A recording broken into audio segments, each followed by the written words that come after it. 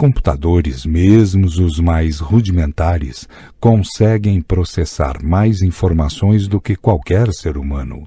Parecem mais complexos que a nossa mente, mas nenhum deles conhece e jamais conhecerá o que é o sabor da alegria, o paladar do amor, ou irá sofrer por antecipação, recuar, sentir culpa, viver a dor do outro, ou sequer experimentar uma pequena dúvida. São máquinas simplistas, embora possamos considerá-las sofisticadíssimas.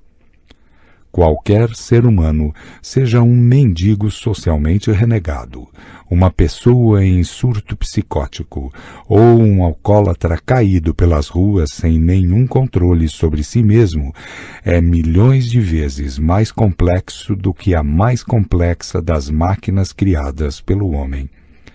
Eu e você podemos falhar em diversos momentos, às vezes estupidamente, mas até nossas falhas são frutos de nossa sofisticação.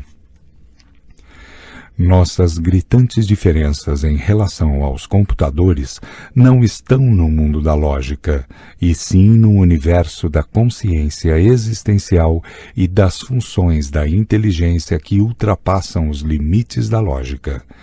Ponto que a consciência existencial é o fenômeno mais complexo da psique. Jamais um computador terá consciência de si mesmo. Você tem essa consciência, por isso, quando sofre, chora ou se alegra. Esses acontecimentos são únicos no universo. A maturidade, a afetividade, a serenidade, a ousadia, a flexibilidade, o altruísmo, a tolerância, a humildade, a simplicidade, enfim, todas as funções da psicologia intrapsíquica precisam de muito mais do que milhões ou bilhões de dados para serem construídas. Os computadores não irão produzi-las, a não ser pela simulação. Elas só podem ser alcançadas pela mente humana, mas para isso necessita-se de treinamentos e mais treinamentos da emoção e do intelecto. Nossa capacidade de tolerar, solidarizar-nos, doar-nos, divertir, criar, intuir, sonhar é uma das maravilhas que surgem desse complexo movimento. O amor é seu melhor fruto. Cuidado com os desvios desse pêndulo. Se formos minimamente racionais e excessivamente emocionais, viveremos inúmeras dores de cabeça. Construiremos nossos próprios conflitos. Sentiremos medo diante de pequenas coisas, ansiedade por fatos que ainda não aconteceram, perturbações por fantasias estúpidas, angústia pelas críticas e opiniões alheias. O amor será desinteligente, uma paixão doentia, intenso, mas agressivo, forte, mas controlador, doador, mas cobrador. O amor desinteligente é desfocado, reduz a capacidade de fazer escolhas e retrai a arte de aprender. Por outro lado, se formos minimamente emocionais e excessivamente racionais, amaremos pouco, nos entregaremos precariamente e sonharemos escassamente. Seremos sem brilho, ainda que sob os aplausos sociais, miseráveis, ainda que com elevadas somas de dinheiro, imaturos, ainda que com a notável cultura acadêmica.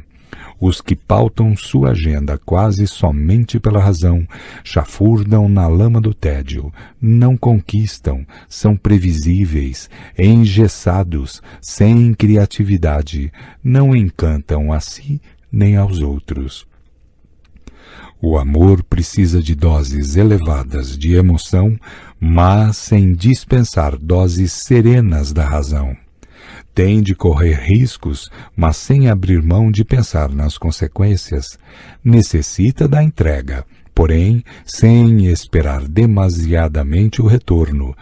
O amor sem os alicerces da razão gera superproteção, e a superproteção asfixia a criatividade, bloqueia a capacidade de lidar com desafios, aprisiona a determinação. O amor inteligente. O amor inteligente fundamenta uma mente brilhante, nutre a saúde psíquica, amplia os horizontes intelectuais, liberta o imaginário, promove a arte de se interiorizar, refina a capacidade de observar.